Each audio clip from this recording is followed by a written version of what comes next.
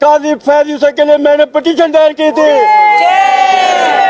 मैं आज पूरी बात से माफी मांगता हूँ और मुझे नहीं मालूम था कि ये इतने गलत आदमी साबित होगा। पहले ही पिटीशन थी, पहली हमारी दी थी, मोहतरम एतजाज चौधरी एतजाज हासन साहब की पिटीशन थी जिनकी मैं वकालत कर रहा था।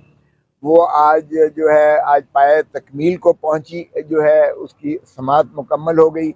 उसमें अटॉर्नी जनरल से जो उन्होंने सवालात किए, उन्होंने जो है 2015 का जो फैसला था डिस्ट्रिक्ट बार एसोसिएशन रावलपिंडी बनाम वफाक पाकिस्तान 2015 में रिपोर्टेड जजमेंट है, जिसमें एपीएस के बाद आर्मी पब्लिक स्कूल के सानहे के बाद जो आईनी तरामीम की गई थी, आईनी तरमीम 21 की गई थी और उसमें सनसेट क्लॉज रखा था कि 2 साल के लिए इसका जो है इतलाक होगा। उसी के कॉरेस्पॉन्डिंग यानी तरामीम की गई थी आर्मी एक्ट में भी और तरामीम की गई थी और आइन के उसमें तरमीम की गई थी। तो इसलिए वो जब ख़त्म हुआ तो फिर 2 साल के मज़ीद जो है 23वीं आइनी तरमीम की गई थी। तो अटॉर्नी जनरल साहब का मौक़िफ़ ये था कि इस मामले में आइनी तरमीम की ज़रूरत ना है।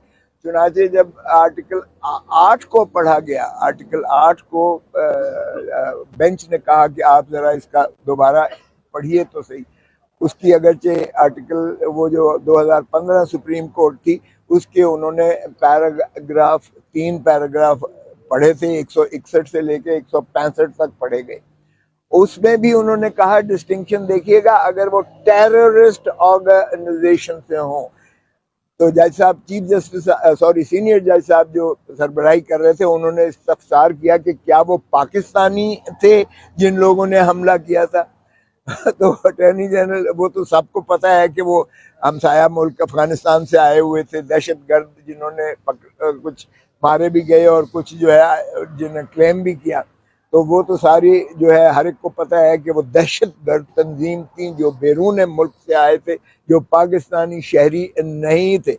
फिर दूसरी बात ये थी कि वो मजहबी जो है उस बुनियाद पर एक तंजीम से मुंसलिक थे। तो उसमें उन्होंने कहा कि इसकी डिस्टिंक्शन तो ज़रा देख लें, इसमें भी लिखा हुआ है इन शिकों में भी कि अगर वो बहुत लाइक सिचुएशन हो, यानी एक हमारे पाकिस्तान की पर सरजमीन पर एपीएस स्कूल पर एक हमला किया गया था बैरून मुल्क की जानिब से और दहशतगर्द तंजीम ने किया था जो मजहबी जुनून अपना जो मुतासर थे या क्लेम करते थे।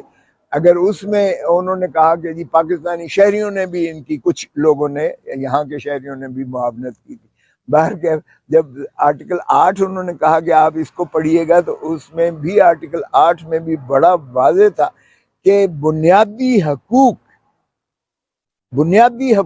पर कोई कानून जो है बनाया नहीं जा सकता उसके सल्ब करने के लिए। शहरियों के बुनियादी हकूक को इतना तकद्दस दिया गया है कि उस पर आम कानून साजी के जरिए भी कदगन नहीं लगाया जा सकता। तो उन्होंने जब ये पढ़ा तो अटॉर्नी जनरल साहब की वो देखने वाला था उनका, तो बड़ा वाज़ेह हो गया कि ये जो है बेंच का इसमें कोई इबहाम नहीं है कि सिविलियन का जो है ट्रायल आर्मी कोर्ट्स के तहत नहीं हो सकता। और हैरत की बात 8 उन अशखास पे 8 बेचारे उन बदकिस्मत लोगों ने जो उनकी तहवील में उनकी जानिब से दरखास्तें दी गई सुप्रीम कोर्ट में कि जी हमें तो फौजी अदालतें कबूल हैं और हमारा जो है आप फैसला इनको करने दीजिएगा।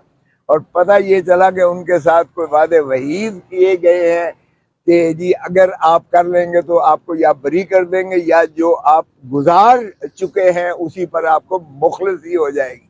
तो इस तरह के अगर आपने जो है इंसाफ के करने और इस तरह से अगर अदालतों में आकर आपने ये देनी है तो कानून बड़ा वाज़ेह है कि आपकी कंसेंट से भी आप किसी को कन्फर नहीं कर सकते जूरिसडिक्शन, किसी अदालत को, इदारे को या किसी भी मिलिट्री कोर्ट को आपकी मर्जी से भी उनको अख्तियारात तफवीज़ नहीं किए जा सकते। ये कानून की बड़ी वाज़ेह मंतहा है, उनको तो साइड पे रख दिया چیف جسٹس اپنا بینچ نے.